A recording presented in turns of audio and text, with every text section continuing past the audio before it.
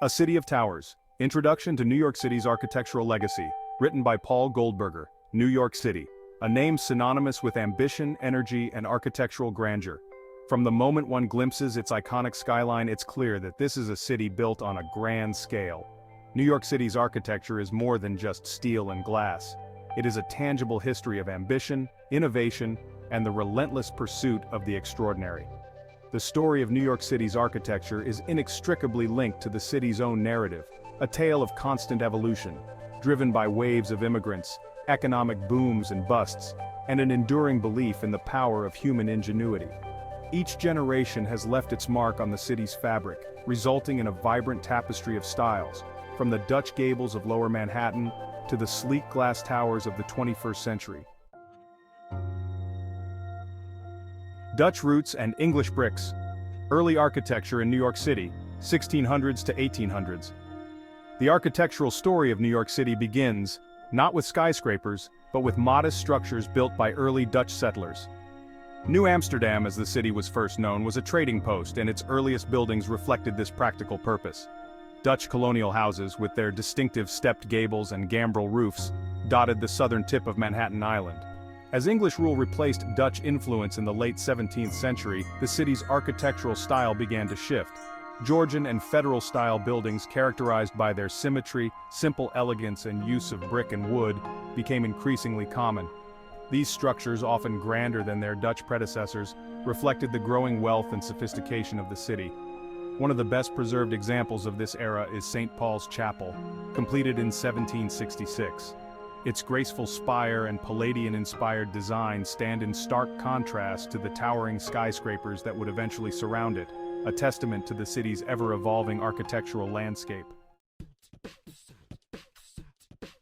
Cast iron and the birth of a skyline. New York City in the 19th century.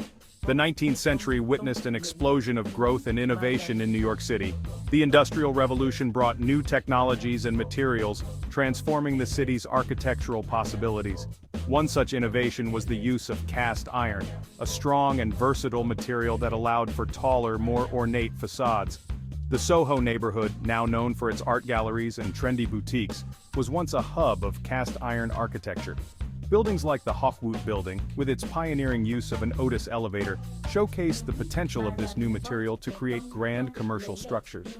As the city grew denser and land prices soared, architects began to look skyward. The development of the elevator, coupled with the strength of steel, paved the way for the skyscraper, a building type that would come to define New York City's skyline. Reaching for the heavens, the rise of the skyscraper. The late 19th and early 20th centuries marked a turning point in New York City's architectural history. The skyscraper, once a novelty, became a necessity as the city's population and economic might exploded. Buildings like the Flatiron Building, completed in 1902, pushed the boundaries of height and engineering, captivating the imagination of the world. The race to build the tallest structure in the world became a symbol of New York City's ambition and technological prowess. Each new skyscraper, from the Woolworth Building to the Bank of Manhattan Trust Building, broke records and redefined the city's skyline. These early skyscrapers were more than just feats of engineering. They were symbols of American ingenuity and economic power. Their soaring heights and ornate designs, often drawing inspiration from Gothic and classical architecture, reflected the optimism and grandeur of the Gilded Age. Section 5. Art Deco dreams. The Empire State and Chrysler Buildings. The 1920s and 30s witnessed the rise of Art Deco, an architectural style characterized by its sleek lines, geometric patterns, and celebration of modern technology. New York City, with its soaring skyscrapers and embrace of all things new, became the epicenter of Art Deco design. The Empire State Building, completed in 1931, and the Chrysler Building, finished just a year earlier, are perhaps the most iconic examples of Art Deco architecture in the world. The Empire State Building, with its towering height and streamlined design, became a symbol of American resilience during the Great Depression.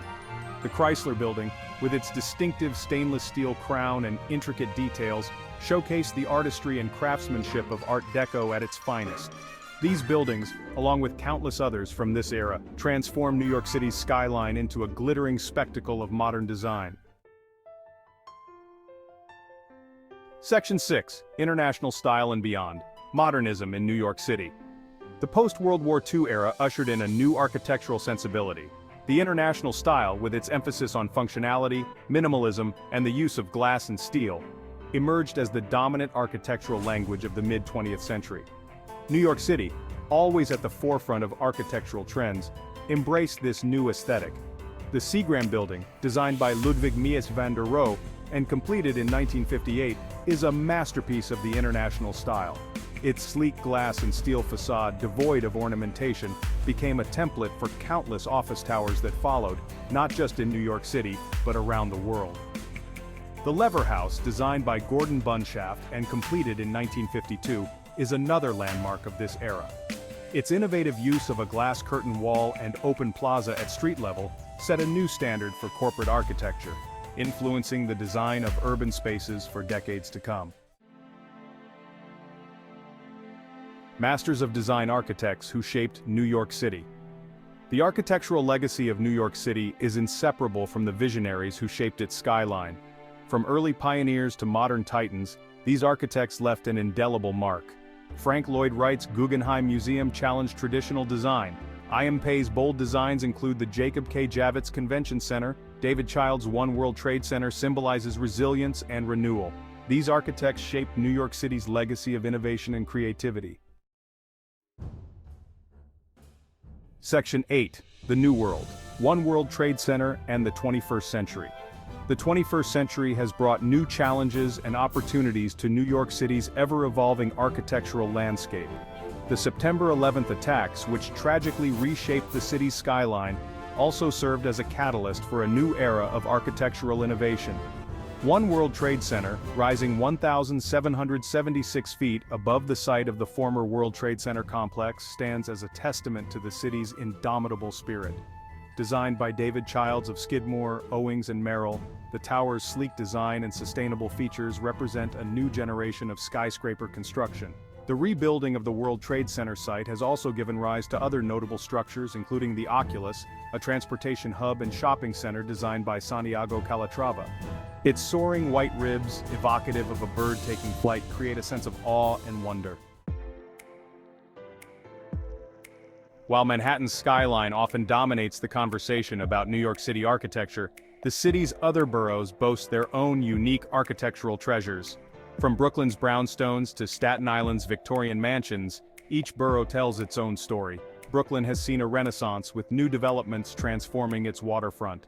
The Brooklyn Bridge Park is a vibrant public space. Queens, home to JFK and LaGuardia, has seen a surge in innovation. The Bronx, birthplace of hip-hop and home to Yankee Stadium, boasts a mix of architectural styles. Staten Island, often overlooked, is home to historic neighborhoods. Section 10.